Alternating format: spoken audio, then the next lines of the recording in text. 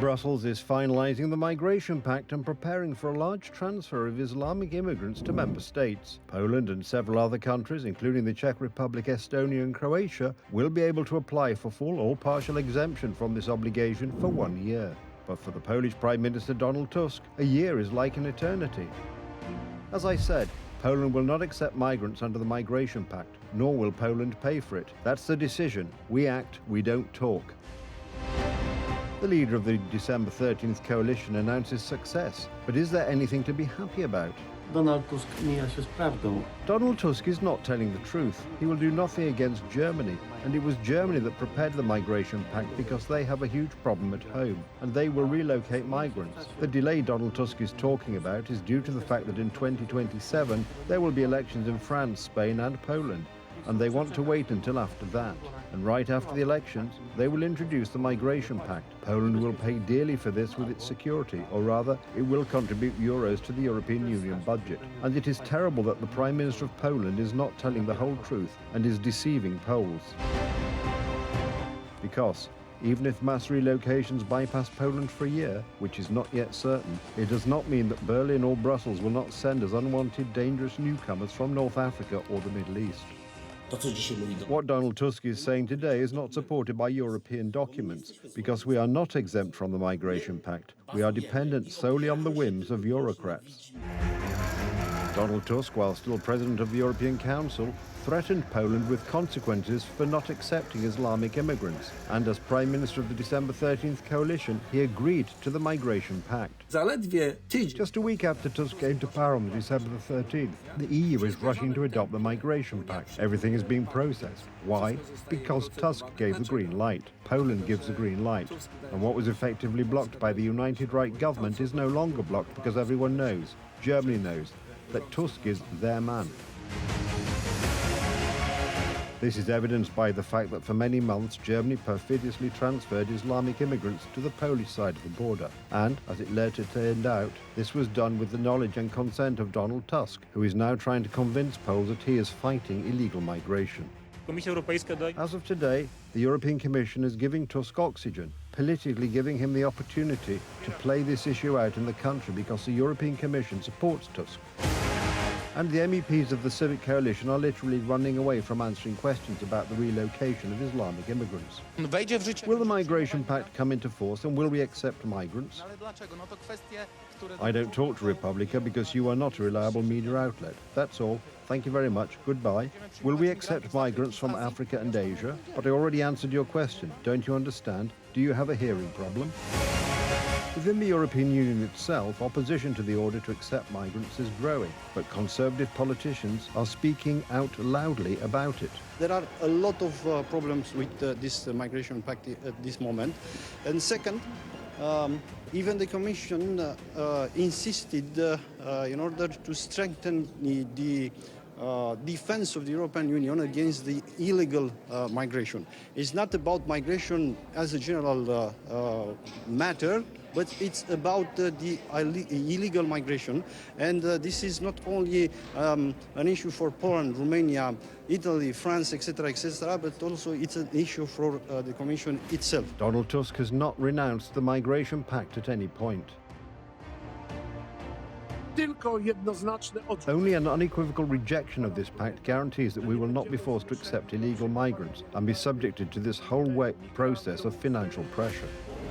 The leader of the December 13th coalition has repeatedly assured us that no one in Europe will outplay him. Meanwhile, the last few weeks have indeed been a game, but it's Donald Tusk who's been outmaneuvered at every turn.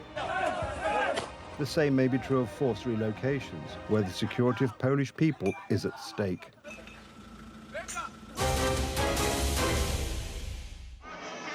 According to the organisers, 300,000 people participated in this year's Independence March in Warsaw, Poland. Many families and young people attended the event. I'm here with my sister, my other sister and my brother who is walking ahead with his girlfriend. It's a great event. I'll definitely be back next year. For many families, participating in the Independence March is a way of passing on patriotic values from generation to generation.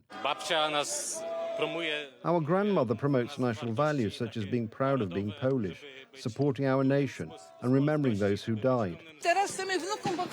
Now we want to show our grandchildren that you can live differently, that you have to fight for what is yours, that you have to be a patriot, that you have to respect the white and red flag, the anthem, and the people, and that God, honor, and homeland should serve them, as they were raised until the end of their lives. We are marching proudly into the future, but we are looking back at the past. Independence is not given to us once and for all, which is why we are here celebrating this beautiful holiday. A sea of white and red flags. We look on with pride, carrying faith and tradition on our shoulders. This is our homeland. It has gone through a very difficult history. We have regained our independence, and we should be happy about it. Today we can rejoice that we are a free nation, and we should be happy about it and celebrate. The participants in the Independence March were accompanied by one feeling above all else, regardless of age. I am proud to be Polish and that I can be here. The event itself made a big impression, not only on Poles. The march also attracted guests from abroad who believe that such a revival of patriotism is also possible in their countries. Oh, it's fantastic. The sense of national pride, it's something to look up to, for sure.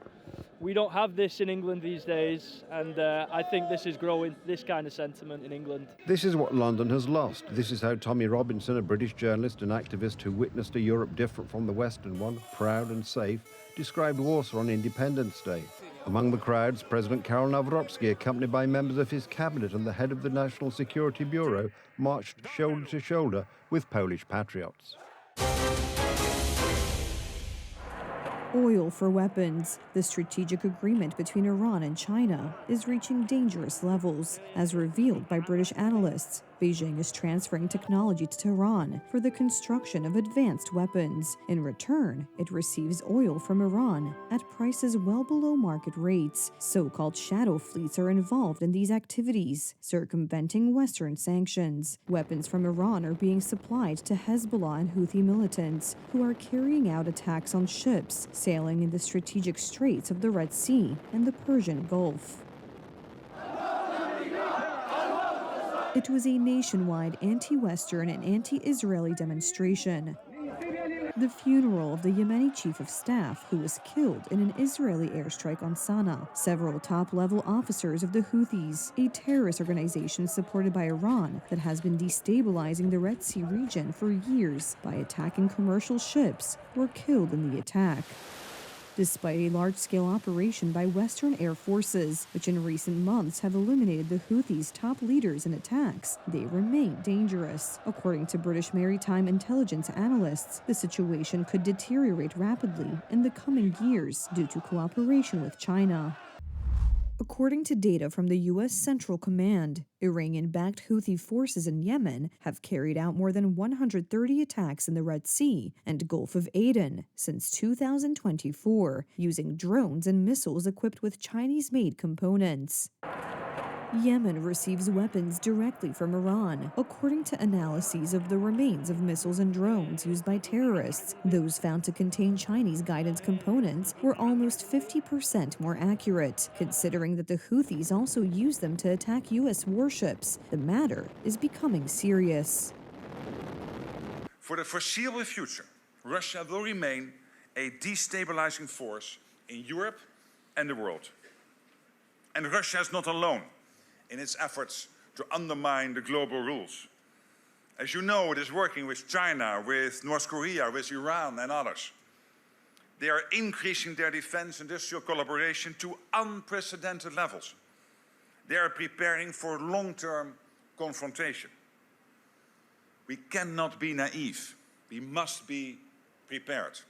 China, as in the case of its cooperation with Russia, denies any links to terrorists or military support for Iran. It even maintains that these relations are purely economic and based on legal, free trade. The thing is, China is operating on two fronts. Outside of official channels, there is also a shadow fleet, using a network of small companies from the Persian Gulf to the coasts of East Asian countries, which transfer oil, bypassing Western sanctions. In addition, Beijing supports Tehran's quiet activities in Europe, which is increasingly boldly confronting its opponents.